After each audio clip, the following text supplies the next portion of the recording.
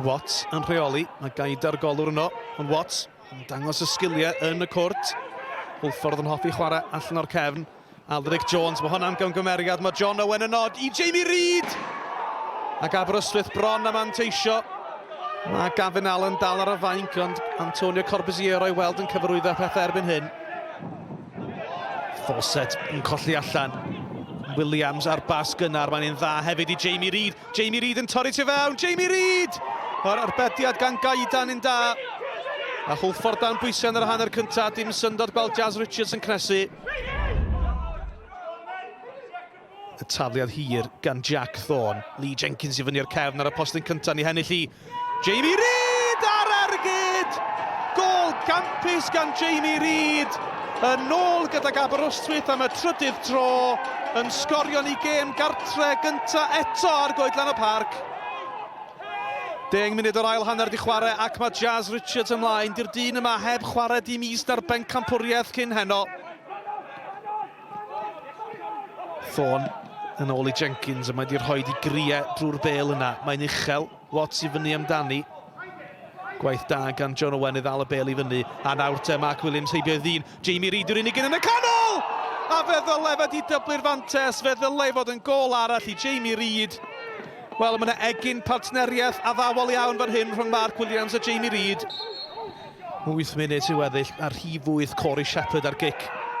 Mark Williams ar peniad cyfforddus.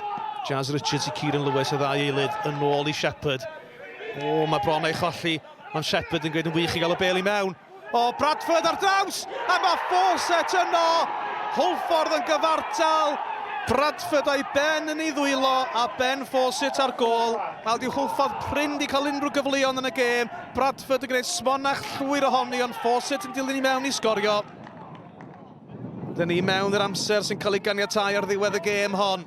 Owain Jones ar cyffyrddiad i Lee Jenkins. Aberystwyth dal yn bwyllog mor hwyr yn y gêm. Y croesiad! A Jonathan Evans ar eilydd. Mi fydd hi'n gig gornel. Dyw Aberystwyth heb ennill ers mis Hydref. Os yna un cyfle ola i gael triphwynt, fydde'r rhain dweud sy'n hyddiannol yma heno. Matthew Jones ar gic. Y penau fyny Bradford. Mae'n cael ei hatal, ond mae Lee Jenkins o rhoi'r bel dros y llinell. Drama ar goedlan y parc. A mae'n rhaid bod Aber wedi sicrhau i triphwynt. Bradford ar peniad, fe gliriwyd y bel oddi ar y llinell, ond Jenkins yn y fan ar lle. Dath y boedd codi fynd tan yr full whistle a o'n i'n heiddi ni, pryd dath y gol nhw mewn, dath neb, no one gave up.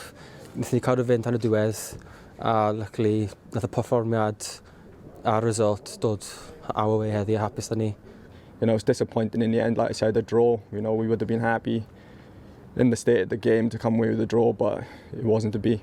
Well, to be honest, I didn't feel we deserved anything from the game. I thought we were poor from start to finish. A few tired legs out there, to be honest with you, Tom. Didn't really, affect the game well offensively. We done well to get back in the game, which, I thought was a bit of an injustice to Aber. But then, credit to our lads, we kept going, and then, like you say, lack of concentration at the end, a free header, and obviously the second phase to, lose the game on, which is disappointing, really. It was the perfect performance for me. From the moment we kicked off, we executed a plan and it came off. They worked really hard. The fitness levels of the boys just goes to show now. Scoring again in the 92nd, 93rd minute.